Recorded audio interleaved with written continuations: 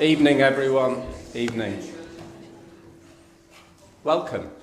So my name is Sheldon Hanton. I'm the Pro-Vice-Chancellor for Research, Innovation and Enterprise. And guests and colleagues, welcome to our public and professorial lectures. And it gives me great pleasure to introduce Professor Julia Longville, Professor of Educational Leadership.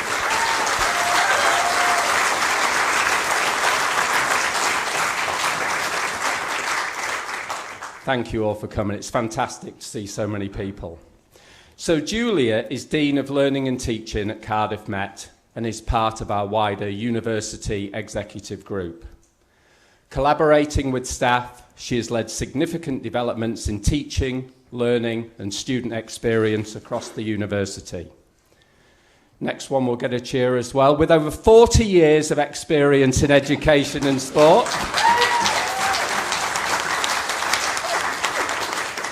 Julia has built an outstanding career spanning secondary education, higher education and international sport.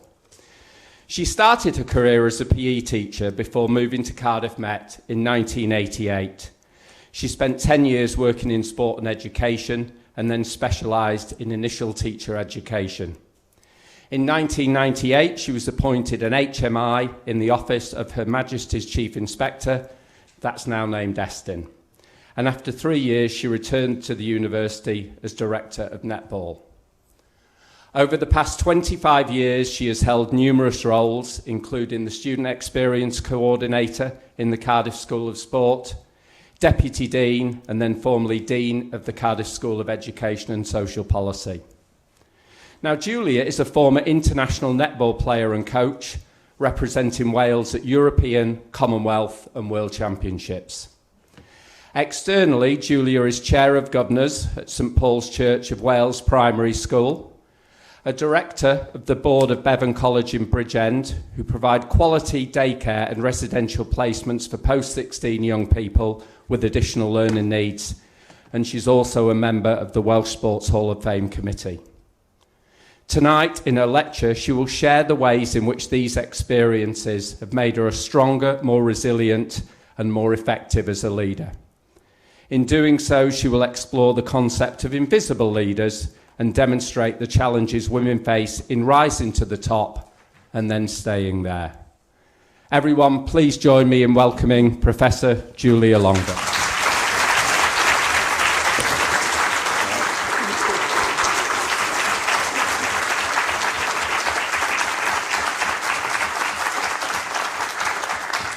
All I can say is wow. I'm hoping this mic is working. It is. I'm suffering at the moment with massive imposter syndrome.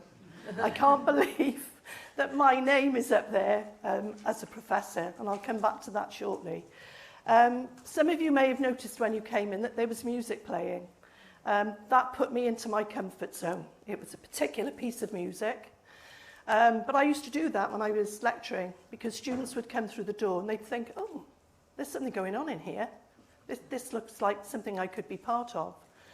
And the other thing I wanted to say before I start my lecture is I'd like all of you to do just a little bit of thinking, reflecting, be a little bit curious, and look at the 2 or 3 takeaways that you might take from this lecture.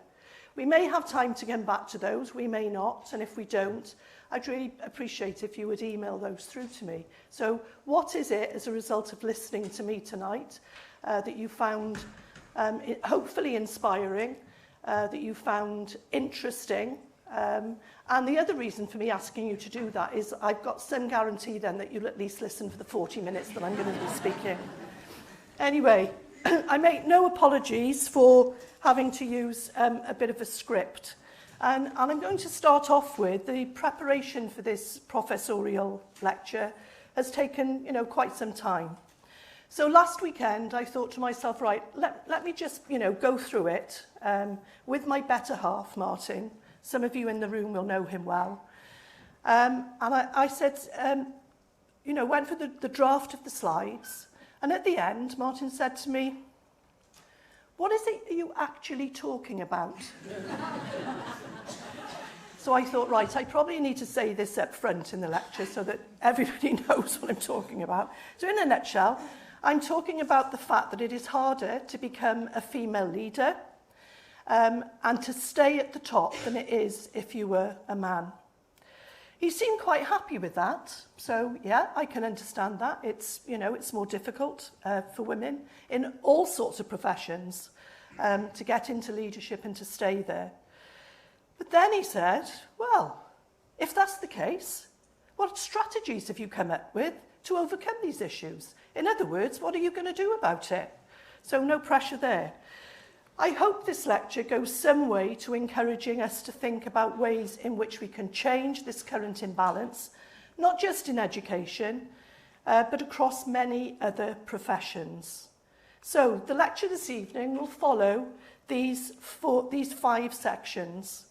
What I'm going to do is draw on my experience across education and sport to talk about the joys and realities of being a female leader. I intend to explore why women remain underrepresented in senior leadership roles in education, how they become less visible as they progress, and what can be done to change this. I will be doing this by sharing my lived experience through stories. I will also talk about women in senior experience leadership in higher education and mention the fact that the barriers facing women in this context remain considerable. So, what I'd like, and I hope you'll see as I go through my presentation, is that you'll see the golden thread that links my life experiences, with teaching, coaching, and leadership. I will be advocating that there is an inextricable link between all 3, and that these have contributed to making me the person that I am today. I will also mention the link between transition, change in identity, and visibility. So, let's start with a bit of context to begin with. As you can see from these photographs, I was already a bit of an exhibitionist who liked the sound of my own voice and loved a decent set of pearls. But who would have thought that this young girl would go on to present an inaugural professorial lecture? Certainly not me. Becoming a professor was something that was never on my radar. I never ever thought that I was good enough. You know, when I look at other professors in the university, I honestly never thought that that could be me. I recently spoke to a dear friend and colleague about this lecture. At the time, I have to admit, I was in a bit of a state of panic about what I was going to talk about. I openly say I'm not a researcher. Those of you that know me well know that I am really lost for words. And this particular member of staff said to me, Julia, you are a professor of professional practice, and that is what people want to hear about. So I sincerely hope that's the case, because if you're thinking you're going to learn a lot about research, that probably won't be the case this evening. So what about my education and career, and where did it all start? And I started here with my secondary education, but before that, I went to Caddixton Nursery School, so I'm a Barry girl and proud of it. Kath, that one's for you. My fondest memory is having a small bottle of milk before going to sleep for an hour in the afternoon. I never slept. I was far too noisy and curious to switch off. I do, however, wonder whether the idea of an afternoon nap might be quite attractive now. Apparently, according to Japanese culture, napping at work is not a sign of laziness, but rather a cultural nuance that reflects dedication and hard work. So that's my plea then to senior management. We need to get some of these chairs in that go into beds that then push you back up to your desk again. So I attended then 2 primary schools, Jenner Park Primary and Gladstone Primary, before moving on to the grammar school, which became Bryn Haveren when I was in year 13. At 18, I was scheduled to go off to college and become a physical education teacher. That became not an option for me. Why? The college I hoped to attend didn't live up to my expectations. And bear in mind, I decided where I was going at the age of 11 or 12. I'm going to Dartford College because that's where everybody goes that's a netballer. I didn't go, and against my parents' wishes, I got a job, and I thought, I've made it, I'm landed. I got a job in the civil service. I was put on retirement pensions and death grants, lasted 4 weeks, went off to Spain with a friend on holiday for a week, and started college the following week in Barry, so I literally went up the road. As they say, the rest is history. I taught in 2 schools, Coedylan and Whitchurch, and it was there that I learnt my craft, and it's lovely to see some of the staff here from Whitchurch High School today. That's where I developed my craft and my love of teaching. Working with experienced practitioners, I realised that great teachers know their subject, but more than that, they know about pedagogy and how young people learn. To be a great teacher, you need both subject knowledge and a refined understanding of pedagogical principles. A key feature of my teaching back then was inclusion. Make sure that every child flourished and thrived, and regardless of their ability, they were challenged, but those challenges were absolutely essential. And I still live by that today with the work that I do here at the university. Then in 1988, I remember being on the athletics track in Whitchurch High School, and one of my pupils said to me, "Miss, there's a man over there and he's watching you." Anyway, it turned out to be Mr. Aaron, Mr. Sid Aaron, who was then heading up sport here at the university. And he said, "Could I have a word with you at the end of my lesson?" And I went into an office and he said, "Miss Brown, there is a job coming up at the university and you will be applying for it, won't you?" I did go through an interview process. It was all done properly in case there are any HR people in the room. But yeah, I came to Cardiff Institute, and I've been through every name change since. South Glamorgan Institute of Higher Education, UWIC, and then Cardiff Metropolitan University. I can still remember my first lecture, dance, which was one of my specialisms. I was all prepared, but as nervous as I am tonight. And there was a knock on the door of the office. One of the PGC students that I should be teaching had come to ask if I was intending going to the dance studio. I was actually sitting in my office waiting for the bell to go. And of course, in universities, we don't have bells. So, remember that really, really well. Then, as Sheldon mentioned, I secured a job, the HMI role, with what is now Estin, but then returned to the university in 2001 as Director of Netball. And I'll come back to the reason why I actually do that. I actually did that. You may be reflecting on why I'm sharing all of this. Looking back at all of those experiences shaped the leader, teacher, and coach that I am today, and also the way that I operate on a day-to-day basis. Through all of these transitions and changes of identity, I felt confident and visible, but that wasn't always going to be the case, and again, I'll come back to that. So this is a picture of my first undergraduate cohort, the class of 1988, and some of you are here this evening, and indeed some of the staff that are on that picture are here this evening. In terms of the staff, they've got a bit more hair on here than they have in the lecture theatre as we are tonight. But it's been a privilege to teach and coach hundreds of students, and I hope in some way that I have made an impact. Then, and the reason for putting this up here, and yeah, that is me, the skinny one in the middle with lots of hair. From the age of 16, I played netball for Wales across all age groups and captained the under-21 side in the early 70s. So, throughout my career as a PE teacher and then a senior lecturer, I balanced my work with training. Like all international athletes at this time, you found a way to be able to do both. training before and after school, early mornings, late nights. But that was my life for that period of time.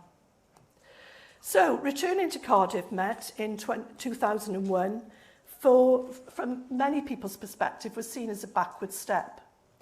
I'd reached the pinnacle of my career. You know, to become a HMI was something back in the day. There were many who thought I was completely mad. I remember a close female friend saying to me, "Why are you going back? Anyone can coach netball and be a director of netball in a university." I actually disagree with that. But why did I really leave? Why did I really leave Estin? And if you look at this slide, it shows the opportunities that I had as a result of coming back into the university.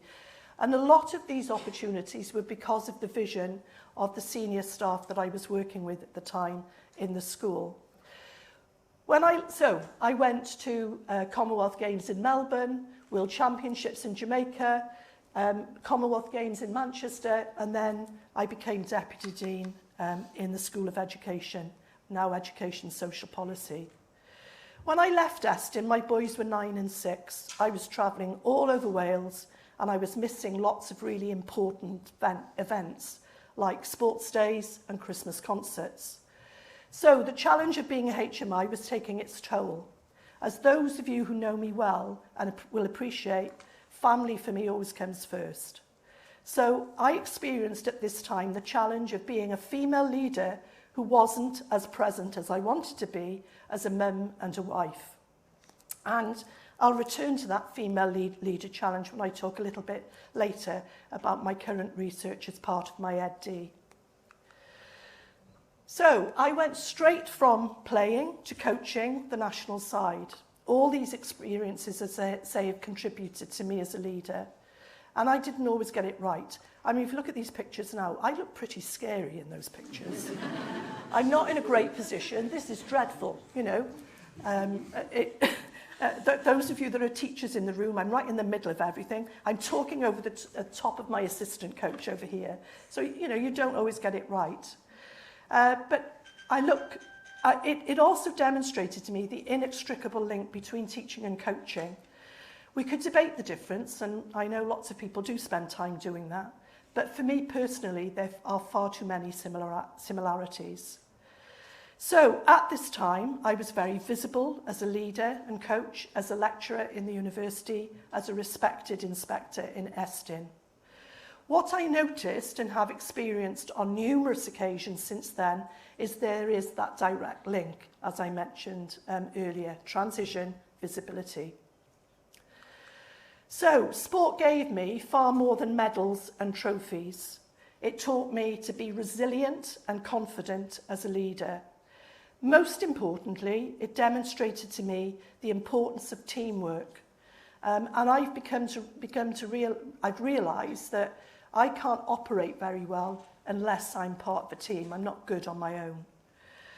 When I reflect on my life and career, I realise that I spent and still spend most of my time as a member of a team, be that family, friends, or colleagues. Such occasion was when I retired from coaching, and things changed dramatically. So I went from being a national coach, having played netball since at the age of 16, and in my early 50s, all of a sudden I wasn't. And that I lost my identity overnight, and that had a profound and lasting impact on me. And I'm telling you that because it's things that you need to look out for in your life. So I hope you're starting to see the golden thread that I talked about earlier. I'd like to spend in the second part just a little bit of time talking about influencers and significant others. And preparing for this inaugural lecture has given me the opportunity to reflect. So, you know, enablers, influencers, interceptors, significant others, people who are supporters, we need to be surrounding ourselves with people like this. So the reason I'm here today is because of those significant others, both men and women. Many of you are in the audience today and you know who you are. So, these are just some of my enablers. My achievements and success are because of the remarkable people that I've had the privilege to know and work with. They've taught me so much. In the first picture there in the grey suit, Pamela Lane, now in her early 90s, my club coach and my second mum. In the middle there, Wendy White, CBE, my coach and lecturer. In fact, I came here, Wendy went to Australia, and I took over Wendy's job here at the university. And Dilys Price, a unique woman who I would have loved to interview as part of my current research. All fascinating women, and I'll come back to the similarities that existed between all of them and indeed the next couple of slides. So, this is my mum, you can probably tell. If Mum was here today, we would describe her as an entrepreneur, creative visionary with a drive for excellence in all that she did. At the time, I didn't realise the impact that my parents were having, and particularly my mum, were having on me. But they demonstrated what great leaders do. They had high expectations, a huge amount of respect for their team. They stayed calm, although, yeah, I can think of some examples where Mum probably wasn't very calm. They modelled best practice. They worked tirelessly to ensure that their children and grandchildren had the best quality of life possible. Excuse me. Mum was the driving force who had the vision to succeed and was a fantastic role model. So, I use this because I know there's some in the audience that will appreciate this swing. Dad was the sportsman. He was a master grocer. He used to get up at 5 in the morning to dress the windows in his shop. And I started working in the shop from the age of 6. So, you know, that was the expectation. I helped pick up the weekly orders and also quickly served behind the counter, went behind the counter. As you can see from this golf swing, Dad was pretty good. He was a good golfer. He actually told me on numerous occasions, stop playing that stupid game, Netball, and pick up a golf club. You'll earn far more money. That was one of the big mistakes I made. He also played table tennis. He played for Wales. He also officiated at Commonwealth Games. But the sort of thing that, you know, and I talk about the balance of work and life and sport. I remember on one occasion Dad insisting that I went out with him in the van to deliver the orders to our customers. So, you know, you've got Waitrose delivery and your Asda delivery. This was Joe Brown corner shop delivery way back in the day. And we did a couple of deliveries, and then Dad said, right, we've just got to pop to Central Club. I said, what for, Dad? I've just got to play a quick table tennis match. So in he went, played the match, won it, back in the van, a couple more orders. I've got to go back now, I've got to play the next match. And this went on for the whole day. And it was, do not tell your mother. Anyway, we kept going back and forth because Dad, got himself to the final and, you know, came out with this really great big trophy. I said, Dad, what are you going to do with the trophy? Don't worry, he said, I'll leave it in the back of the van for now. But don't tell your mother. Looking back, it was all part of my journey and taught me a great deal about life, leadership, and expectations. All these enablers had certain things in common, and as I say, when I reflect back, they had very high expectations about life, leadership, and everything. They also, you know, for me, it's about people, it's about places, about opportunities, and also just a little bit of luck. The thing that I think they showed me was that, you know, it's about standards, and it was often the small things. You know, with Wendy White, when she taught me in college, we would have to line up as a group of students, and she'd check that our DAPs were clean. You know, the attention to detail. So when I reflect, I realised that it wasn't just the positive experiences that impacted on me, but also the negatives taught me a lot too. And during my time here at Cardiff Met, there have been lots of highs and lows. Births and deaths, selection, deselection, winning and losing. And in 2008, I mentioned earlier, the change in identity after retiring from international sport. At the same time, my sister had terminal cancer. I ruptured my Achilles tendon and was doing too much. I hit the wall at speed and I didn't get up for quite a few months. Basically, I broke down. And the reason for sharing that is that experience also has made me stronger as an individual. What I've come to understand from these experiences is that they are just that, experiences that shape the way we learn, the way we communicate, the way we read the room. In short, they make you strong. So, in April 2017, I started work in the CSESP. It wasn't a role that I was particularly looking to go for, but I did. At the time, I think I was approaching my 60th birthday, and I thought, I'm too old, I should be retiring. But maybe I've got one more job in me, so I went for it.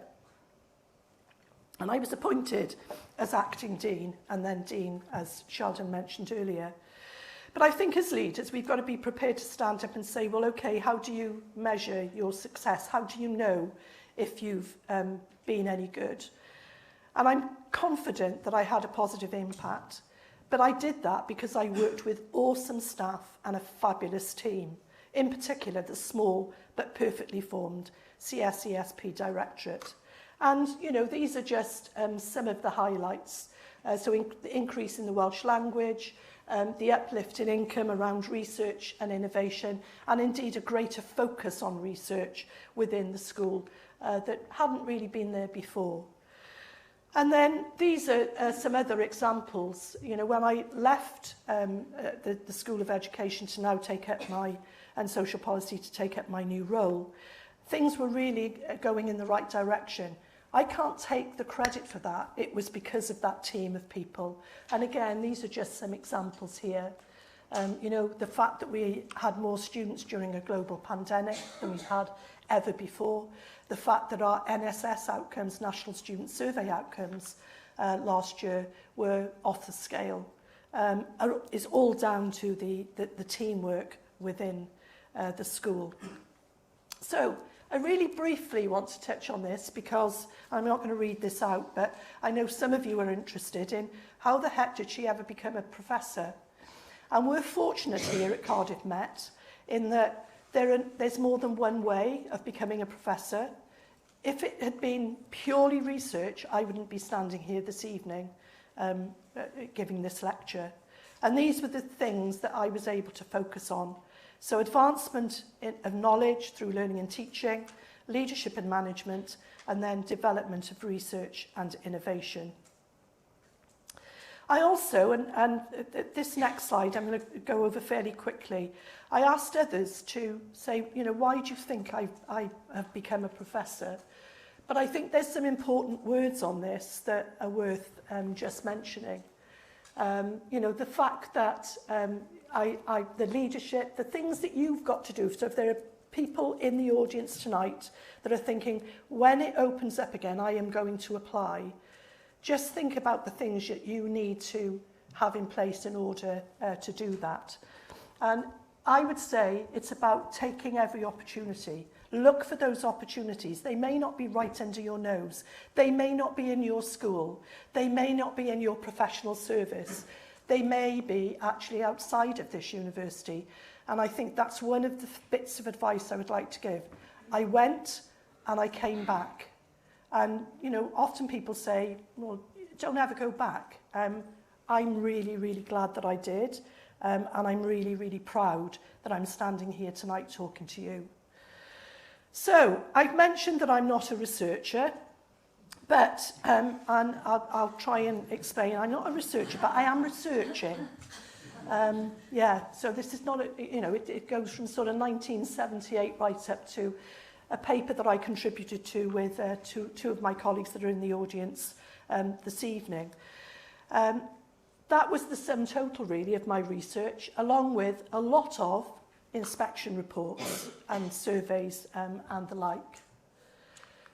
So, I'm really proud to say that I am doing the National EdD, I remember when I became a professor, somebody said to me, "Oh, well, Julia, you don't need to do that now. You don't need to do that doctorate." And I said, "No, I'm doing that doctorate because that doctorate is for me." And to be honest, the subject, and I've honed in on a subject now that means a lot to me, and I'll try and explain in a moment. So I'm currently studying for a professional doctorate, and I'm proud to be a student in the first cohort of the National EdD. This is part of the Welsh Government's ongoing commitment to establish an evidence-informed profession and enhance opportunities for educators in Wales. Welsh Government supported the development of this bilingual doctorate that was successfully launched in January 2025. And, you know, I can openly say this is ongoing. This commitment is there, even though we have a new government in place. And if there are teachers in the room that have got master's degrees who haven't signed up for this yet, then we've got application forms on your way out. It also goes to show that at the age of 70, it is still okay to be a student and to engage. And I often say to young people, be a student for as long as you can. And, you know, I'm proof in the pudding. What do they say? Every day is a school day. Indeed, the day I stop learning is the day that I hang up my DAPs. For those of you that are not Welsh, you don't know what DAPs are. They're plimsolls, they're the things you wear on your feet.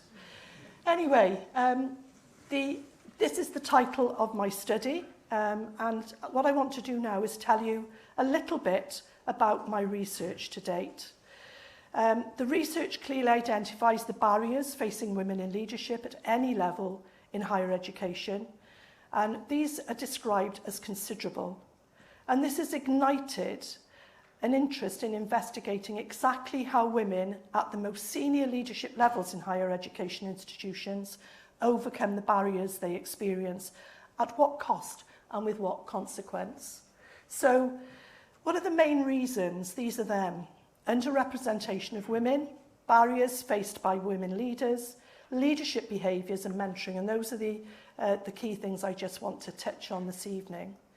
So what have I done to date? I have successfully completed the 60 credit assignment, prepared a detailed research proposal and submitted my ethics application.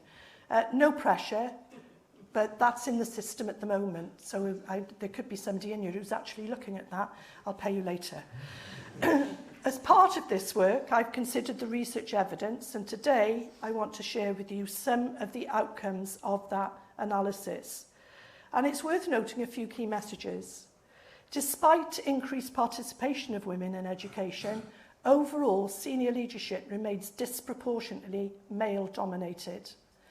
Women's underrepresentation in senior university leadership reflects complex and persistent structural, cultural and discriminatory barriers. Bear in mind here, I am not talking about Cardiff Met, I'm talking about the research that I've looked at in making that statement. These operate in interconnected ways that continue to privilege traditional leadership models and constrain women's progression. There is persistent underrepresentation of women in senior roles in higher education. Part of the research that I've looked at talks about invisible leaders. I'm not going to go into that in too much detail because I can see that time is running away with me. But sometimes the lack of visibility in the media adds to the debate around this invisibility. And it was exactly the same when I was involved in sport.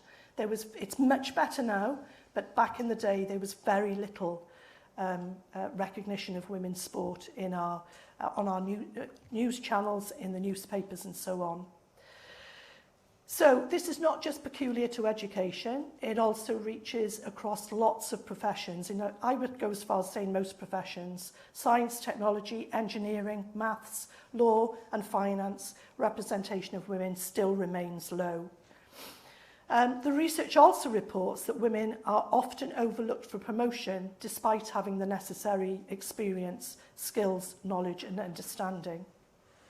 Some of you in the room tonight will remember that here at Cardiff Met, not that long ago, we had a senior management team made up of all men and one woman. Today, we have equal representation of women on our university executive group and 2 women in the most senior positions of Vice-Chancellor and Deputy Vice-Chancellor Provost. Don't get me wrong, for me the important thing is about the right person getting the job, but the fact that, you know, we never had that balance was something that had to be a concern. So, let's look in a little bit more detail at the main reasons for this underrepresentation of women in leadership roles. And it's provision of family care, which sometimes is unequally divided between women and men. I've probably had 10 or 12 messages from women saying they would have loved to come to the lecture this evening, however, they couldn't because of childcare responsibilities. And I get that, family absolutely comes first. It's reported that caring duties disproportionately fall on women and can derail career progression and promotion opportunities. I will never forget the day when my husband came home and said to me, my employer, I'm using my words carefully here, said to me, you know, one of the boys was ill, Martin had to stay home to look after my son that was ill, and the comment from his manager was, well, can't Julia look after him? You know, this whole perception. So, what do the numbers look like? What's the reality? And they are here.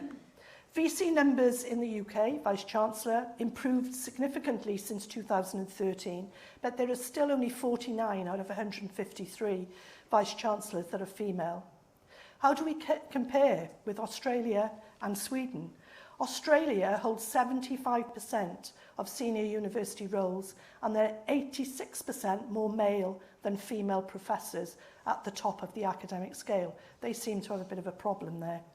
Then Sweden, in absolute contrast, has more vice-chancellors you know, across the piece. It'll be interesting to delve into that to see why that is the case. What is it that's going on in Sweden? Is it that, you know, men appreciate the role that women can play in that senior role? Then, very quickly, I just want to touch on some of the things that have fascinated me in the literature. And this concept of the glass ceiling, the glass classroom, and the glass cliff is of particular interest, and I will be looking at this in a bit more detail. So the glass ceiling refers to invisible systematic barriers that prevent women and other represented groups from reaching senior leadership positions, even when they are qualified. So there's structural inequality. I've had the privilege of working with women in leadership positions who have previously been overlooked and undervalued. A woman repeatedly overlooked for senior management roles despite her strong performance. The glass classroom then is a little bit different. Women are highly visible, scrutinised, and often isolated as one of few underrepresented individuals in that leadership space. In short, mistakes are noticed more, they feel excluded. A senior leader who is only a woman, the only woman at executive meetings, is scrutinised far more than the men in that environment. And then the glass cliff is where women are put into senior leadership positions at times of crisis or instability, where failure is more likely. These precarious roles are often considered high risk, and the women feel that they are vulnerable and in a precarious position. Often then in that situation, retention becomes a problem. And then very quickly, the other area that I find fascinating, some leadership behaviour can be toxic. Again, I'm saying this is the research that I've looked at. Certain behaviours, particularly those involving abuse of power, often by men in senior positions, can have intimidating effect on women. And this again discourages women from pursuing those roles. I want to look at this in a bit more detail in my experience in this, you know, look at that sort of behaviour. And actually, I don't believe it is just attributed to men. I think women can create toxic environments as well. I've experienced those and been on the sharp end of poor leadership. Leaders who would intimidate, abuse their power, and are more concerned with their own egos and progression, in my view, are weak leaders. And as I say, interestingly, these are not always men. They're often women. That could be because I've worked in lots of different environments that have been female-dominated, and I appreciate that. Looking back, all these experiences, though, have made me stronger, more resilient, and effective as a leader. And then the last bit of the research I want to look at very, very quickly is mentoring. I've got a real passion around enabling both men and women who want to get to where they want to get to, and need support. I've got a real passion about helping others to be the best that they can be. And I'd like to do a bit more about sharing my leadership experience with colleagues here at the university.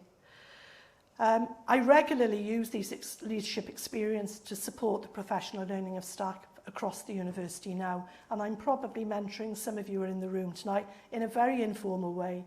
I'm mentoring staff, female staff, about 4 or 5 at the moment. If you're interested in learning a bit more about what I've talked about, I'd strongly advise reading this paper. It's an open access and has had to date 7,778 views and been cited 8 times. So it's in a really good journal, and it's up there with the best. There's clearly an interest in the challenges facing women in leadership. One of the takeaways from the Harris et al. Paper is the fact that it's important to understand that a different discourse on women in leadership is perfectly possible, but it will require women across the globe to fully engage with the fact that the barriers they face are not unique, not of their making, and can be overcome. And you'll read that quote in that paper. I'm almost there. I know I've gone on a little bit longer, but I think we started late. I just want to finish up by talking about effective leadership. This has been produced, and if you're interested, take a look at the website, The Inner Edge, by a former student of ours, Di Rees. Di was in my first postgraduate group when I started here. He's done stints in Hong Kong, heading up Hong Kong Rugby, and now does a lot of work with mental health, particularly with men. And I just think this is really simple, but really effective. What do great leaders do? They listen. It's not difficult. They respect. They set the tone. Their behaviour becomes the standard. They develop others. They stay calm in adverse situations. And this is a person that I really followed, when she was Prime Minister in New Zealand. She wasn't the sort of out there shouty leader. And effective leadership is not about that. But it's consistently demonstrating behaviours that build strong relationships and align people to shared goals. And then finally, in this section, I want to talk about the work of Neil Smothers. I stole this off LinkedIn, and the 2 of the tutors that were involved, maybe more, are in the room tonight. Neil is a former student who is part of the college executive group at Coleg y Cymoedd, and talks about, and this really, I want to meet with Neil, the anatomy of a high-performing leader, and explains that leader effectiveness requires a blend of personal, so authenticity, self-awareness, interpersonal, relationship-building communication, and professional characteristics, achieving targets, building systems that leaders must commit to lifelong learning. As I said earlier, the day I stop learning is the day I hang my DAPS on. And then he goes on to talk about high-performance environments as being context-specific, where leaders utilise a person-centred approach to optimise individual and team performance in a safe space where employers feel valued, trusted, and can thrive. In addition, he talks about the importance of appointing leaders who can cultivate, collaborate, are values-driven, and it's about having the right people in the right places with the right skills, knowledge and understanding. That's something that I constantly say. It is about people. And then I'm almost there. I just want to give this a plug. One of the things I'm most proud of is that we have established the Centre for International Research into Leadership in Education, SEARL. And SEARL works with national and international scholars to generate new research-informed knowledge, ideas and practices about leadership in education. I'm going to highlight Jeremy is here tonight. Jeremy has travelled from North Wales to come to this lecture this evening and has come to every single SEARL event thus far. And this is the next one. We would love to see you there on the 15th of June. So I'm almost at the end of my presentation, I do believe. This, for me, this is something that my assistant coach, when I was coaching the under-17s way back in the day, put together. And it shows for me beautifully the different characters that you work with within a team. You can see that as a female coach, I often had to take the boys with me. And, you know, they loved it. In fact, they still say to me now, Mum, are you ever going to coach again? Because they remember the times that they had in that environment. And Katie Thurloway, Laura Williams is on here somewhere. I think she's there at the top. But me at the bottom there as a leader, there's times when you just feel like you want to tear your hair out. So I couldn't have done any of that without my three boys. Martin, who I met on a ski slope in Austria, I actually thought he was an Austrian ski instructor. And then I found out that he was Welsh and from Fairwater in Cardiff up the road here. Marge used to serve a medal as big as a dustbin lid for putting up with me for over 42 years. James and Sam, my two sons, who I love dearly, I'm immensely proud of the young men that they have become. And James is here tonight. Sam is actually in the background there, up in Liverpool. Unfortunately, because of work commitments, he couldn't be here this evening. But I couldn't have done any of this without that infrastructure. So for the moment, I will continue to lead with strength, credibility and impact, and I will knock down those visible and invisible barriers to support those women who want to realise their potential. Let's work together to ensure that the best leaders, be they male or female, have every opportunity to rise to the top and stay there. So, in the words of one of my female heroes, Ruth Jones, aka Nessa Jenkins, oh, what's occurring? Have a tidy rest of your evening. Thank you very much for listening.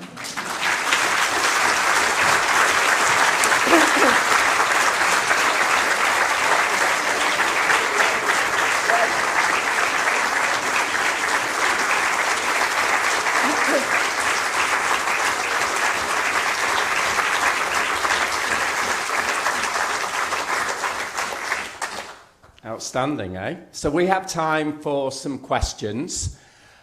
We have a mic at the back, so if anybody would like to ask a question, just pop your hand up and then we'll get a microphone down to you. Who'd like to go first? Come on. Amy. Chris, don't ask anything difficult. Hello, can you hear me? Yes. I would like to know, Julia, when you hit the wall, and obviously a period of recovery, what was it that got you through that? What were the strategies or the people? How did you come out of that in such a resilient, strong way? I think it was the support that I had around me, Chris, not just at home, but also here in the workplace. So my then line manager contacted, I often didn't speak, but contacted Martin every other day because I think it came as a bit of a shock that, you know, I had a nervous breakdown. And it was linked to the menopause, it was linked to all sorts of other things. How did I come through it? It took a long time. but it was with support, and then a very, a phased return to work here at the university. And I'll always remember, and he's in the room tonight, that I was put in a classroom with Jake Bailey, so I wasn't actually allowed to go in and teach the level 6s on my own. And I always remember Jake as doing the speed dating with the coaching science students. And, that was the level of support that was put in place to enable me to get back in. And at the time, the occupational health person here was a nurse whose daughter I coached in netball. And I remember her saying to me, everybody was deeply shocked this has happened to you. And she said, I'm telling you now, you are not insured. You can come in for that half a day and I will be phoning to make sure that you have left the building. So there was a real strictness around what I could and couldn't do. And that gradually got me back to normal. And I know you're going to say you've never been normal. But it was the sport. Thank you. Another question? Hi, thank you. I've got about 1,000 questions actually, but I'll just stick to one. So, in all your decades of experience and the research that you've done for your doctorate, what would you say would be one of the biggest barriers for women's underrepresentation in leadership? That's a really difficult one because, as you can see, there's a lot in there. There's a lot of stuff that I think gets in the way. I would probably say that it's the often the barriers that women put on themselves, or the fact that they feel they have to take up the responsibility, say for the caring of children or elderly relatives and so on. And I think we perhaps have a responsibility to, make sure that we look after ourselves as well. So, I've done things over my career where I feel that I feel have been very indulgent. So, I remember when my last tour to Melbourne Commonwealth Games, both my eldest sister and my mother-in-law at the time were, dumbfounded that I could possibly leave Martin and my 2 boys for, it was about a 5-week period, it's a long time. And I remember when they were absolutely fine with it. Yeah, go, man, they had a ball. When I came back, I'm not sure it was that trip, but we turned into Sport Wales, and I can remember some of the players saying to me, Julia, what the heck has Martin got on?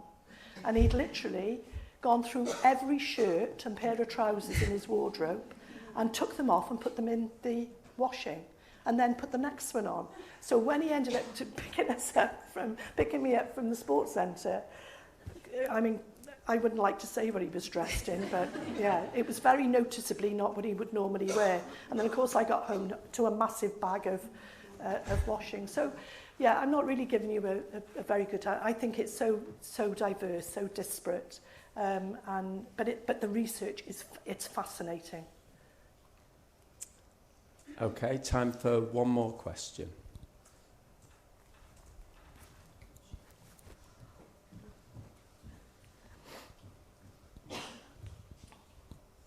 Hi, Julia. You mentioned at the beginning that you suffered with imposter syndrome. What strategies do you use to overcome that? I don't think I actually have overcome it, Charlie. There's lots of examples I could give. When you first go in and lead an inspection, you get imposter syndrome. When you first coach at the highest level, imposter syndrome. You look at other people and you think, how is it, that I'm here and doing this?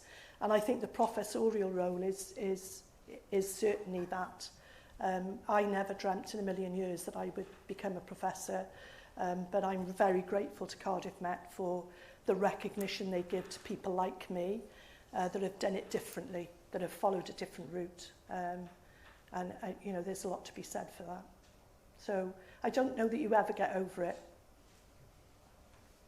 Well, we were going to end there, but Alex McInch is really looking at me as though he'd say, I've got one more question. If we can pass the microphone down, please.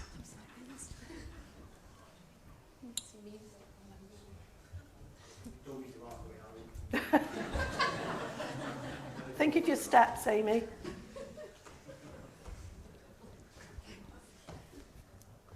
Thanks, Sheldon.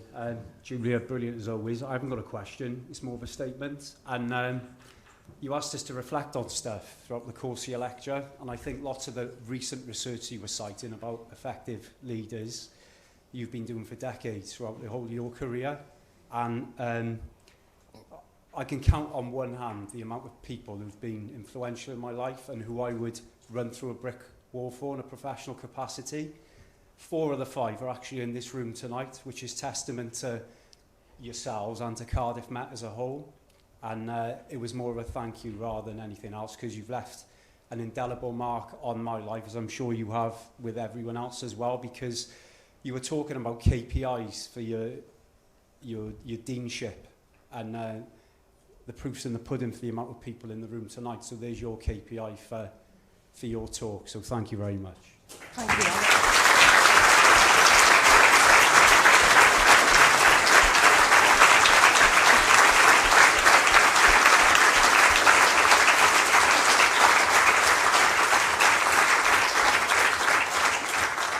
Thanks, Alex. I need to rewrite my vote of thanks now.